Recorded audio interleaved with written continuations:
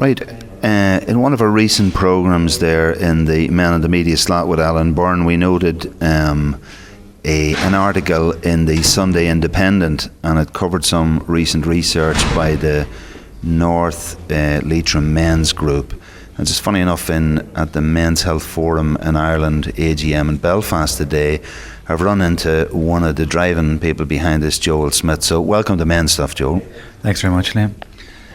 Just take me through, some shocking stuff that I remember from that. It was something about 33% of men either visit their doctor either less than once a year or never. And the other thing is that 56% or so of men have thought of suicide or something. I just remember those from that. So maybe give us some of the findings and maybe the background to the research. You're right there. It seemed like a third of men weren't going to the doctor. Really, when they said less than once a year, I know you can pretty much put that down as never in a way. So we weren't surprised. A lot of men don't go to the doctor as much as they should. We were surprised, however, by the low literacy levels that we found. 70% of men classified themselves as a poor or very poor readers, and this was self-assessment really, so we were surprised at that. As you say, there was a high awareness of suicide in the area, and the target area that we covered was South Leitrim, West Cavan and Fermanagh, so it was a cross-border study funded under Interreg 3A. And we were shocked in ways, and then not shocked in other ways. And a large part of our report was also directed at asking agencies, well, what are you doing in terms of a strategy for men's health? And we were, again, we weren't really that surprised to find that only about 9% of service providers, that is health service providers, education providers, had a strategy for dealing with men's health. And what we would like to see is in annual reports and in practice that there is a section specifically dealing with ways of engaging with men, because clearly at the moment neither in terms of education or health or training are they getting through. For example, 85% of men haven't done any adult education, and particularly at the moment when so much of the island's infrastructure or island's economy is driven by construction and building, which the SRI has said repeatedly has peaked. And also there's so many people involved in farming.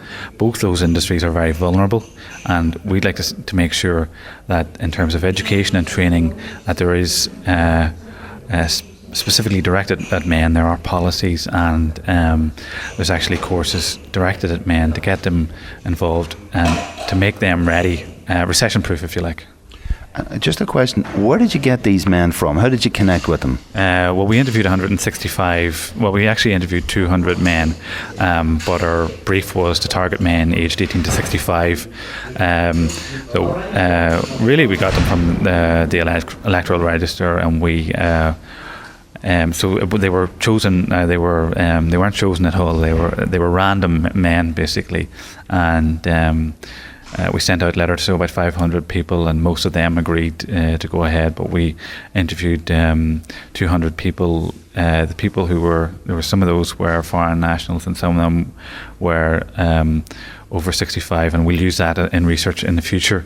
So we were left with about 165 men, and they were, as I say, chosen randomly from Fermanagh, Leitrim and West Cavan, and most people were willing to participate. There was about 82 questions, so it was a very serious questionnaire, and it was developed by volunteers, and they went out and they interviewed the men themselves, so in terms of the research, it was excellent to have somebody from a local area who would be known but mightn't be not that well known by the men, just the thought that strikes me, in the feedback from the those who did the questions, etc., how did the guys react to somebody finally paying some interest in them? Yeah, they were quite happy. You know, obviously the length of the interview varied from about half an hour to an hour and 10 minutes, and the longer interviews were people who probably hadn't seen anybody for a while, you know, and they were delighted to have somebody in. And I think about 1 in every 10 of the interviewers said, or you know, the interviewers found that 1 in every 10 of the men roughly were living in fairly poor conditions, you know. So, and that backed up what we had thought in terms of there were still people out there who didn't have, you know, an indoor toilet and things like as basic as that, and there was even a man who didn't have electricity. So there was people still out there. Yeah, I mean, one of the things that strikes me even about things you said earlier, like if 1/3 of men effectively never go to the doctor, if there's a high level of literacy problems, I mean, in so much that people are not avid readers, then the traditional methods that medicine and generally health issues would use to connect with a user group doesn't apply here because these guys don't connect on that level. Yeah, that's absolutely right. We find that one of the questions we asked actually was, where do you find out your information about health?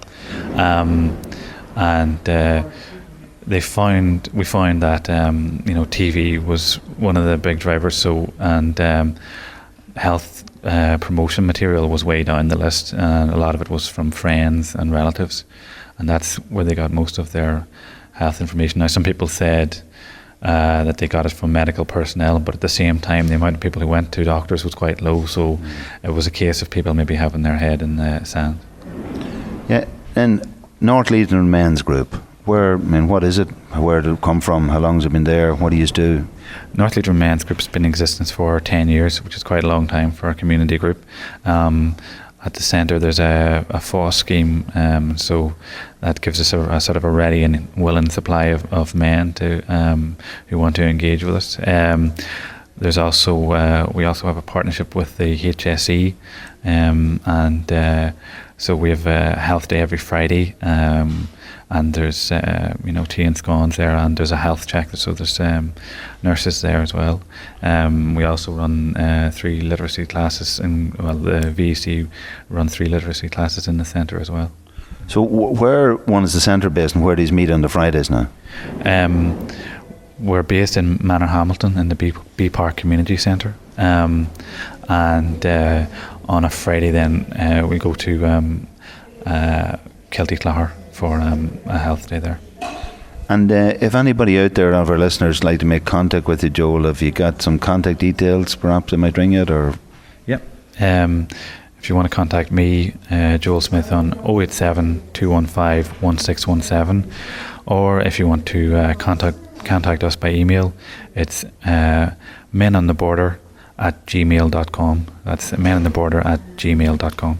So again, for any of our listeners out there, whether you're from the Cavan, Meath, Fermanagh, Monaghan sort of area, or from elsewhere that you might, particularly if you're interested in looking at this report, I presume if they contact you, you can organise getting them a copy.